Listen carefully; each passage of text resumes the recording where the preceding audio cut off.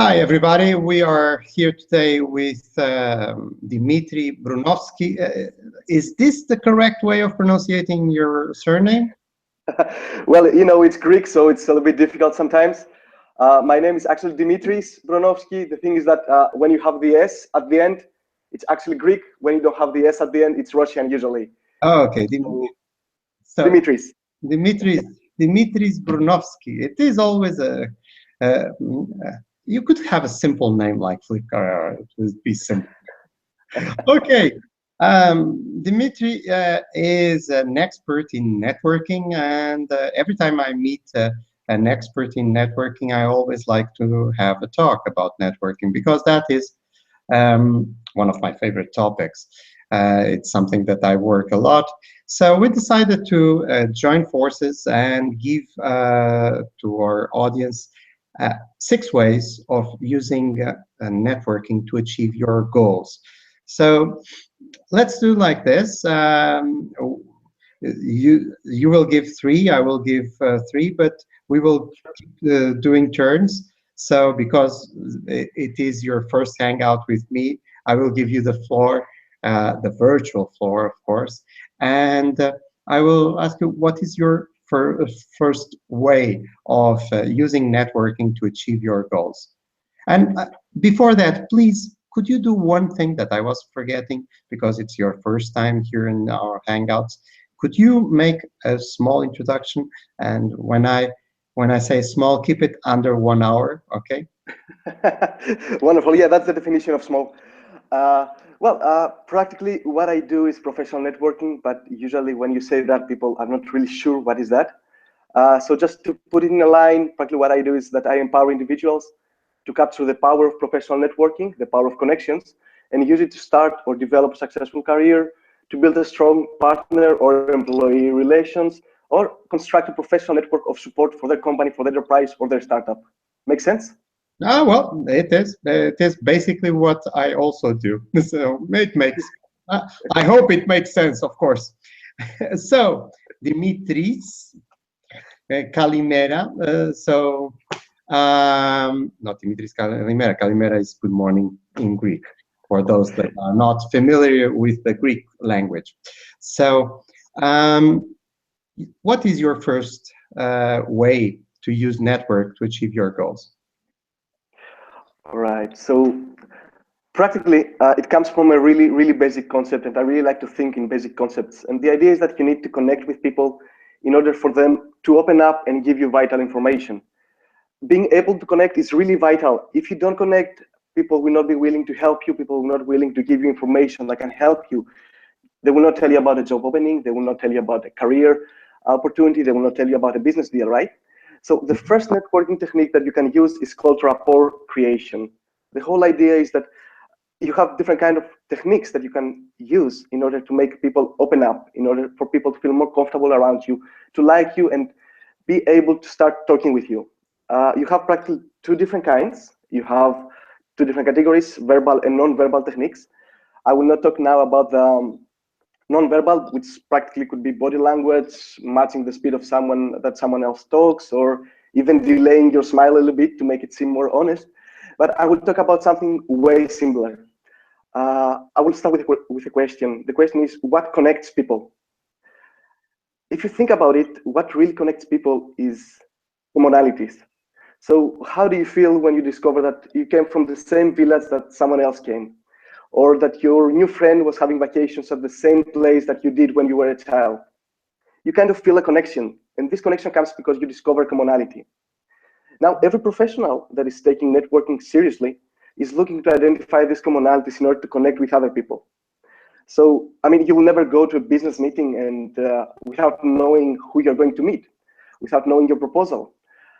Now, most of us usually just wait for these commonalities to pop up during conversation. We just wait to have a simple talk, and then suddenly all these commonalities to pop up and for us to connect.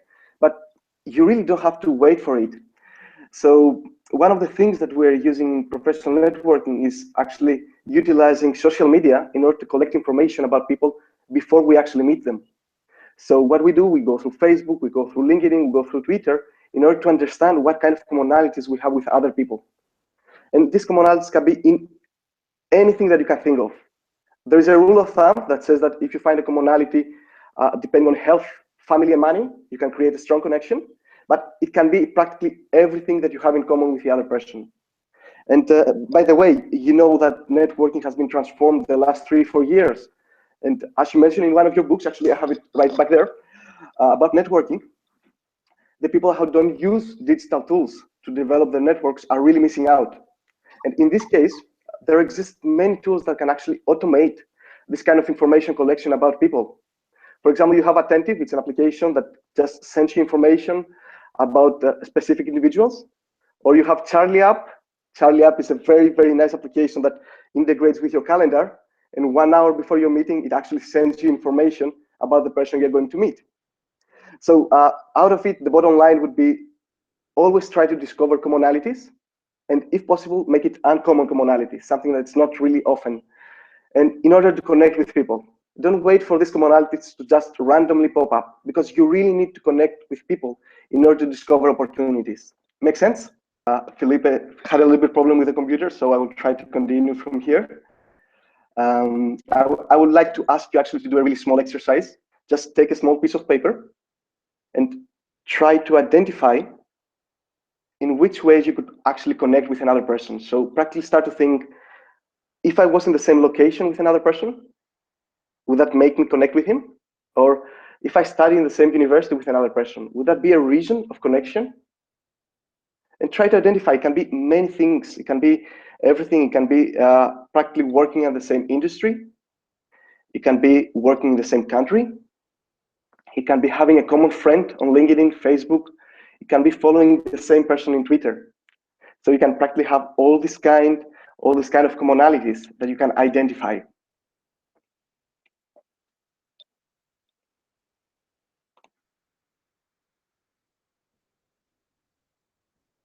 I don't know if that was enough time. One thing I would ask you to do also is actually go right now on LinkedIn and on Facebook and try to identify one person that you would really like to create a connection. If you just scroll down the profile and just see a little bit of information about the person, where they worked, or what kind of career goals they have if you're in LinkedIn, or which kind of groups they belong to, you can actually understand a little bit about what are the things that are really interesting for those people. It usually doesn't take more than about 2-3 minutes to realize. Hey, Filipe. Hi, sorry, my computer decided to restart, and that is always embarrassing. So you were telling about a tool. Yes, I was talking about two tools. The first one was the attentive.us. So it's practically an information tool that sends you information about specific individuals. And you have another tool, it's called Charlie App, that integrates with your calendar. And then 1 hour before your meeting, it just sends you information about the person you are going to meet.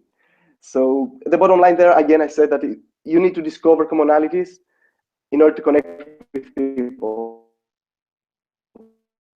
And you don't during conversations. Make sense? The last part, you were like slowing down, so I didn't understand the last sentence.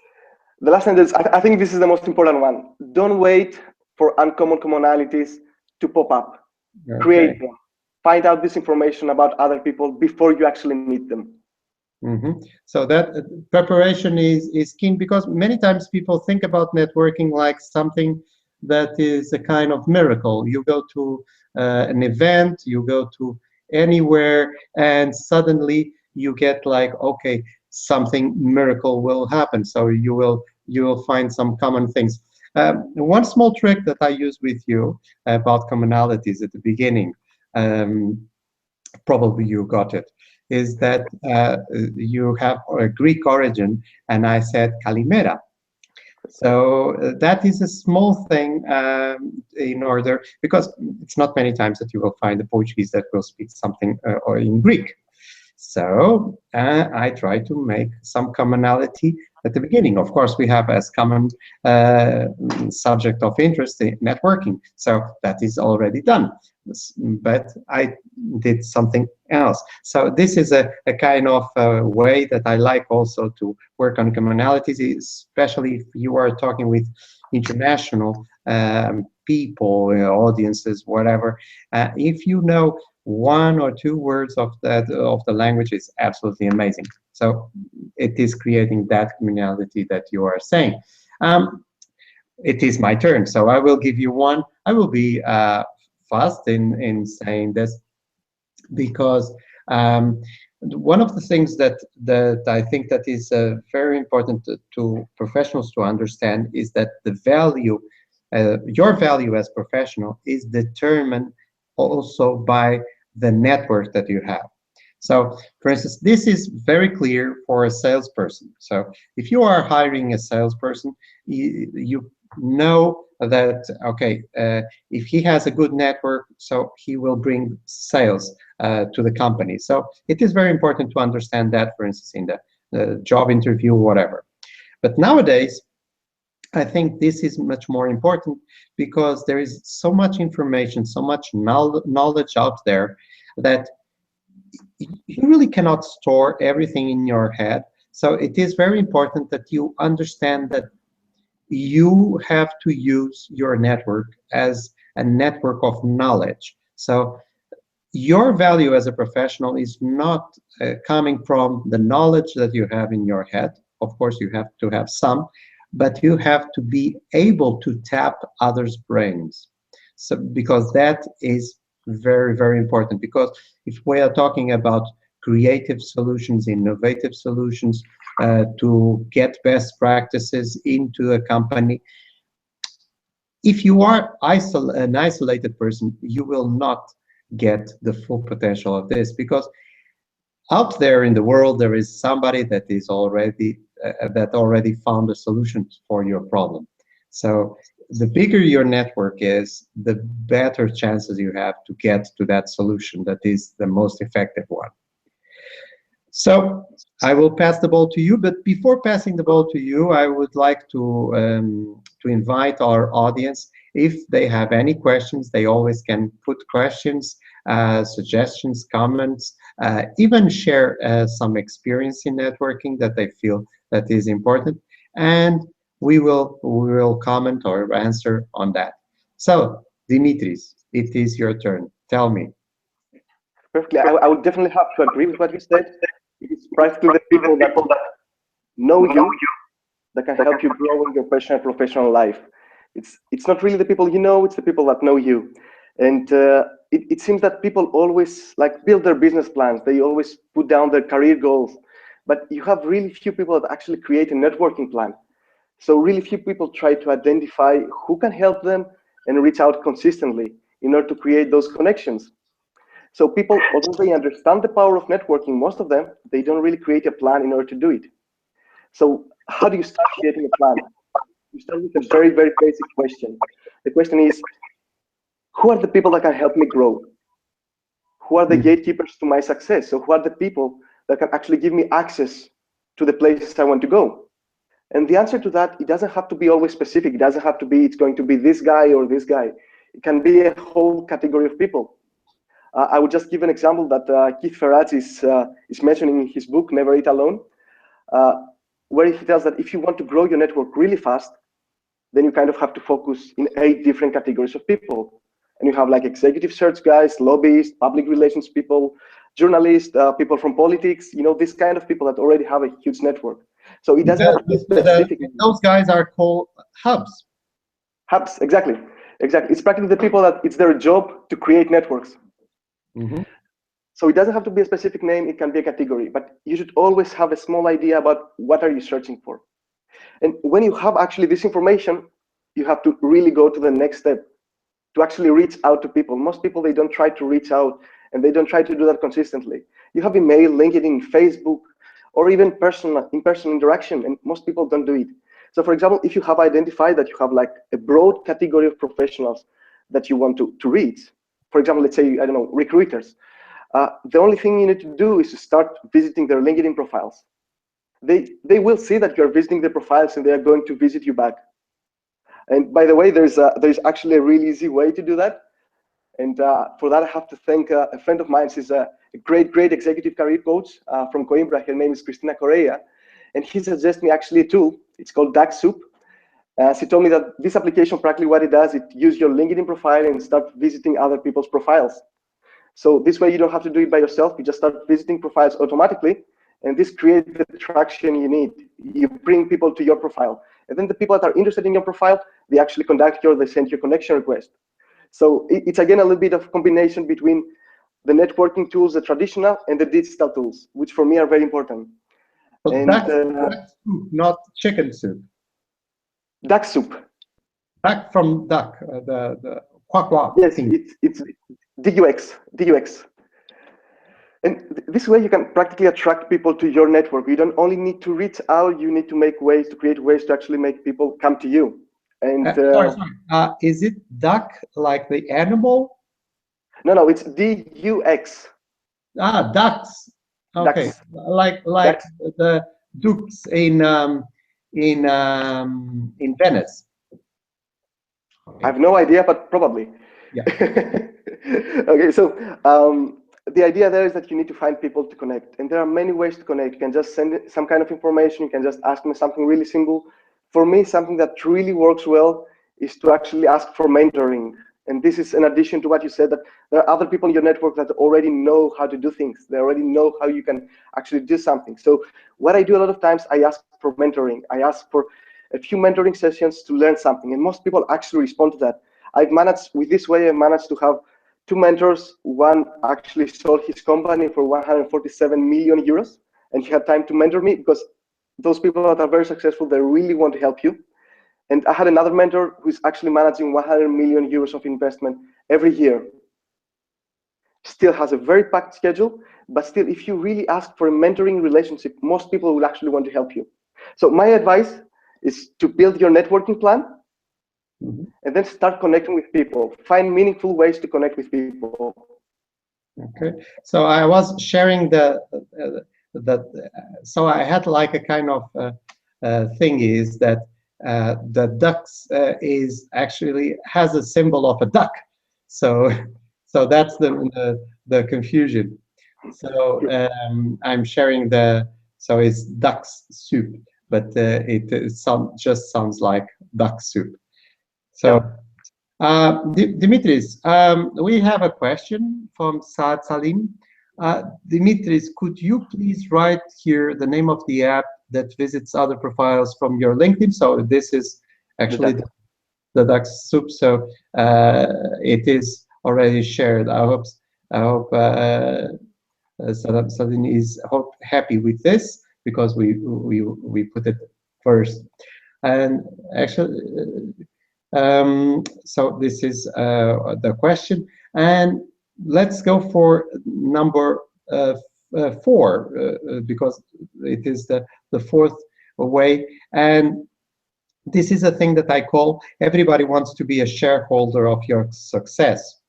So it is very interesting, and to give you like an example of this in order to be easier to understand, especially in societies like Southern European ones, people think like, oh, there is a lot of envy going around. So if somebody is successful, others don't will say that it's because of this and that, and will be a lot of envy, and people are not cooperative in helping others.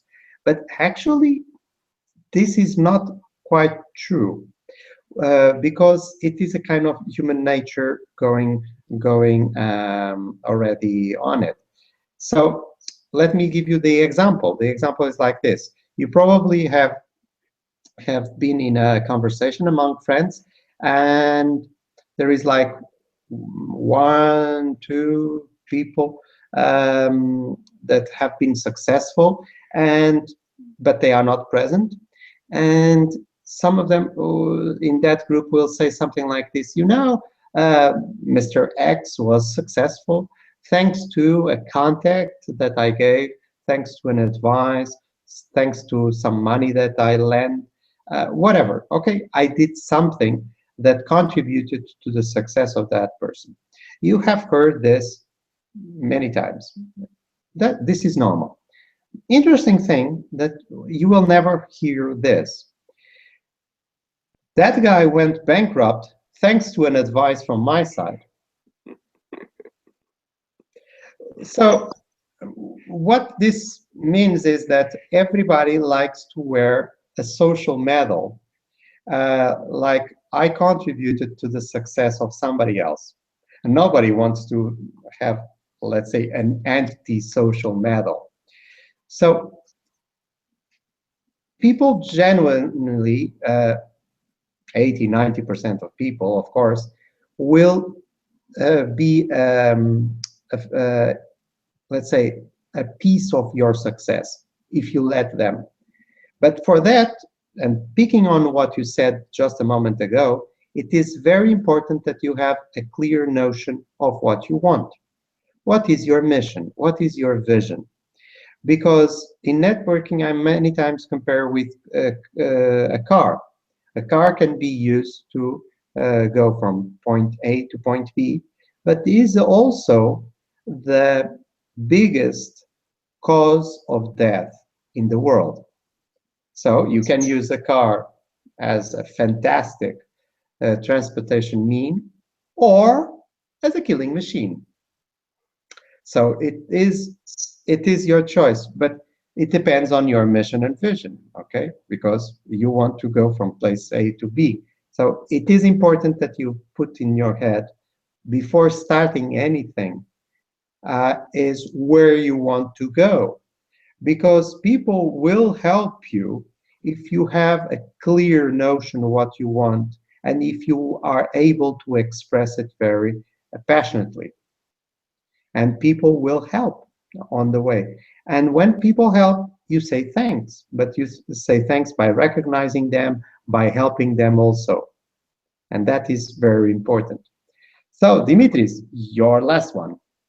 Thanks. I will say that, of course, I completely agree with that. It's what I said also about mentoring. People are really willing to help you. And people don't realize it because they don't really try to reach out to other people for help. Sometimes people think that networking is like reaching for charity or something. Can you please help me? Yeah, When yeah. actually, Like when, that is a very important. I normally say that people see, and you can see that behavior on LinkedIn, predators. I want this, so give me. So I see people that go unemployed and they put like the CV on LinkedIn and they wait in front of the computer. Something will happen because the world revolves around me. It doesn't. doesn't work like that, for sure. It doesn't work. Of course, if you use the application, you can actually bring people to your profile and maybe they will check your CV. Maybe. And anyway, so it's exactly what you're saying, that you're not the center of the universe. So if you don't find a way to really stand out of the crowd, if you don't find a way to become memorable, or if you don't find a way to, and a chance to get in contact with other people, people will not notice you, people will forget you, and you will miss a lot of opportunities. So this practically takes me to the next advice. It has to do with some techniques that we use in networking that we call memorability techniques. And it's pretty simple. It's all the techniques that you can use to become memorable and people to notice you. And practically we can divide them, for example, in two categories: in person and in big audiences. So if you want to become more memorable when you're talking with someone, or if you want people to notice you when you are inside a big conference or during a speech. So the first thing is something that I already used in the beginning. It's called stories, building a story about what you're saying. So when you say your name, as in my case, I didn't say I'm Dimitris. I say Dimitris because it has the S. It's Greek. If it didn't have, it would be Russian. So if you make people actually think about what you're saying to them, about your name, so this is the first thing. Make them think about what you're saying. You can create stories about different things. You can create stories about locations. For example, a lot of times people ask me, where do you come from? I could say I'm Greek. But usually what I say, you know what, I'm actually not Greek. I'm half Greek, half German. And well, at least people in Europe tend to laugh in that because it's a weird combination, at least in these times. But this way you give people a way to remember you. You make them feel good. And you're creating a joke about yourself. So this is usually the safest humor that you can create. And then you give the people actually an easy conversation starter. So people about the crisis, or they can talk about traveling, or they can talk about how we all live in a united Europe and we travel all around the world. So you actually make them like you give them a conversation starter, and you give them something to remember about you. So for most of you, I would just give an actionable step. Try to think from where you come from. Google it and find some information. So if you come, for example, from London, don't just say that you come from London. You can say that I come from the country that is illegal to die inside of one of their palaces. So people will remember that. The other thing, for example, if you're talking about your job, you can use story branding. Telling someone, I'm a networking coach, it will not resonate with most of them. They will just forget. But if you say, I specialize in helping entrepreneurs develop relationships that will allow them grow their business, they remember. I help individuals to create a network that will help them get their dream job. It resonates if someone is searching for a different job. If you say, I help event organizers to create events that make it easy for participants to actually network, it will resonate with event organizers. So you need to create a story around what you're saying in order for people to remember. Now I will just pass to something that I really like to use. I call it, it's my gadget actually. This for me, it's a conversation starter. It's actually a pen. I carry it around with me. That it's like the things that all people use to walk. And usually people ask me about it. So I have a story around it, which is true, but I wouldn't have an opportunity to say it if I didn't have those. So what I say actually is that I really like Winston Churchill. I really like to read his biography. For me, he's a leader that I'm trying to understand how he moves, how he did what he did. And then we start talking about Churchill. And Churchill, what he did, he took this symbol that usually it's a symbol of weakness, and he just put his hat on top and he was lifting it up in the air and actually create a symbol of strength. Of how to transform my weaknesses into strengths. So this is practically a conversation starter, and you can always find something that you can carry with you, so you can make it easy for other people to come to you. You don't always have to go to them. And I will go to the last one. Practically what I said is about when you are in a big audience. So you're in an event and you have someone speaking, and then it's time for questions. Techniques, the one I call first question technique. So this really awkward moment that someone says, does anyone have a question? And like everybody's looking to their side. This is practically the time. Sorry? Nobody wants to make the first question. Yeah, nobody wants to. And the people that are up there, they start to feel awkward. And believe me, they really remember who is the first person that asks a question. So be that first person. And there's a very, very cool thing about questions. You can ask them even if you don't know anything about the topic. I mean, you can ask questions like, how do you imagine your project to be if it was 100% successful? They're great for that question. You give them a way to actually share their vision, so they feel good. They have something to talk about. It's not like a question that you really try to push them. Let them speak about the dreams. Mm-hmm. So I use sometimes is a question that, can you please just dig a little bit deeper? That topic explain better. Tell me. Your image was slowing down, so you were talking in a very slow pace. Oh, that must be very weird for me. I mean, I will speak too fast, I think. Yeah. Well, I almost would say that when the computer slowed you down, you were speaking normally. Yeah, that is true. I've heard a lot. Well, what I said is that practically you can ask really simple questions. A person talk about what he loves. By doing that, you connect with the person. They remember that you help them express their vision and their dream. It's as simple as that. And you are focusing on the favorite subject of everybody in the world, themselves. Exactly. This is exactly what it is. And a last trick that you can actually use, it's the last question technique. So it's this time that people say, okay, we have just one last question. And if you manage to do that, if you manage to lift your hand and ask the last question, you will be more memorable. People remember the last person that talked, right? So this you can try when they say, who has the last question, you just lift your hand. And then it has also an extra that if you don't manage to ask the question, then you have actually a reason to go and reach to the speaker right after. It's like you're right. You wanted to ask your question, but you didn't have time. And usually people say you can ask the person individually. So you get a way to talk to them. And one thing I really like is practically to ask a question that will make me really memorable. Recently, I was in a meeting, in a conference, and there was this kind of a really great investor that I wanted to contact, but we have like, I don't know, 200 people around me. So I wanted to make I want to make myself memorable. So I realized that, I mean, this investor was really cool. He was wearing red socks. I just lift my hand, I ask a serious question, and then I ask a second question. And the second question was, of course, is there a story behind the red socks? So this way, the guy started talking about his childhood and how he was always forced to wear clothes in the private school, specific clothes, and the socks was actually the only thing that he could change.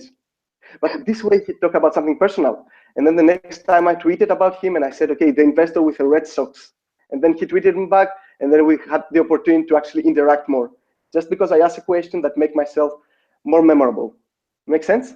That makes sense. Very good techniques. But one thing that I think it is missing, you have to be psychologically prepared to do that. Meaning that you have, because the techniques are very good, but you have to go into an event with the idea, I will do it, and that's it. Finally, my last point, the power of the weak links. For me, it is the most important concept in terms of networking. And it's one that people really don't care much. They go to events only when they are sure that they know people there. If they are not sure that they know people there, they don't go. But the thing is that the most opportunities come from what is called weak links. Weak links are people that are not our friends, our colleagues, our family, people that have different networks than us.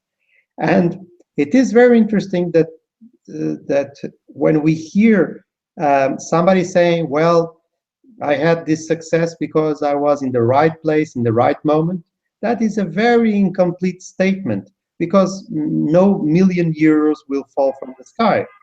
The thing is that you will, if you start digging, you will find that this person uh, met somebody.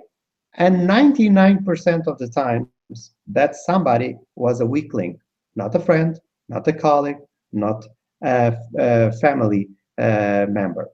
Somebody that passed the message. And it's interesting because normally we think that the natural network will recommend us more than the weak links. But then if we put it in our mind like this, I have a very good friend that comes to me and asks, can you recommend me for this job to this director that you know so well? I will feel a kind of attachment to this person performance, future performance. Because if he screws up, I will feel it was also my fault because I recommended. But if it's somebody that I just met in a conference or something like that, I will say something like this. Can you, I think this person might be of interest. Maybe you can connect in some way. And I don't feel any responsibility whatsoever about the future performance of this person.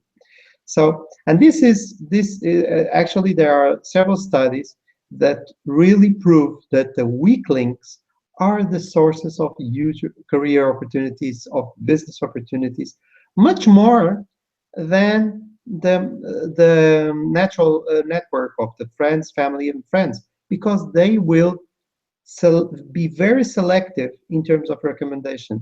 They will only recommend if they are 110% sure that you will do a good job. And most of the times, they will not be sure. So that's the power of the weak link. So every time that you go to an event and you think, but I don't know anybody there, think it is full of weak links, portals for new networks. So That's a very good, very nice way to think of weak links, because people really don't realize that there are so many opportunities that come from people that you have just interacted once in your life or twice. exactly. People that just met and you just say, okay, this is what I do, this is what I'm searching for, this is how I can help you. It was great meeting you. Bye bye. And then these people came back and they just give you, did you notice that? Do you know this guy? And they just give you the information to go one step forward. So, Dimitris, and this time I said it in the Greek way and not the Russian way. Any final thought? And while I'm asking this to Dimitris, if anybody from the audience wants to take the last question. So Salim got the first one, so maybe somebody else wants to do the last. So use already one of the techniques that Dimitris told us. And while we wait for that last question, if it will come, Dimitris, any final thought that you want to share? Well, I just want to summarize so people can have it really simple in the mind, because I mentioned a lot of techniques, but the idea is very simple. First thing you need to do, you have to make sure you become memorable. So don't just say your name, don't just say your profession, build a story and carry something around that can help other people start having a conversation with you. The second advice was to build your networking plan and start contacting people. If you don't know which people you need in your network, you will probably won't reach them. If you not know what you're searching for, you will probably not find it. And the first thing that we discussed was you really need to discover commonalities. Whenever you are going to meet someone, just do a small research, 5-10 minutes online to see where that person comes from, where did he study, what kind of groups they like, what kind of pictures they put on Facebook. Do they look like a family man? Does he look as a person who, like, I don't know, eats and drinks and have parties all the time? These are all things that you can use in order to connect with other people. So don't wait for these commonalities to just randomly pop up. Try to be active about it. Try to search for those commonalities. Okay. So, Dimitris, it was a pleasure to be with you in this hangout. I hope it is the first of several that we will do about networking, because we are working in networking and we know that there is a lot of things to be said in networking. So we had no last question until now. I'm still giving a little bit of time. Maybe somebody else is still writing something. If someone wants to send another one, you can just send me by email. It's Dimitris Bronovsky. We will just put it under the video for you to find it easier. Okay. Or just search for me on LinkedIn. I always check my profile. So I will connect with you from there. Okay. So Dimitris, it was very, very nice to have this talk with you. It is interesting when talking about this kind of the networks of knowledge. One of the reasons that I do this kind of hangouts with other professionals that are in the same field is that this is always an opportunity to learn with others. So, and today I learned with you, and I hope you also learned something with me. So, bye for now, and thank you very much for your help. And I'm very sorry that in the middle my computer decided to restart. And of course, there will be some Apple users that will say, "Oh, that will not happen with the Apple."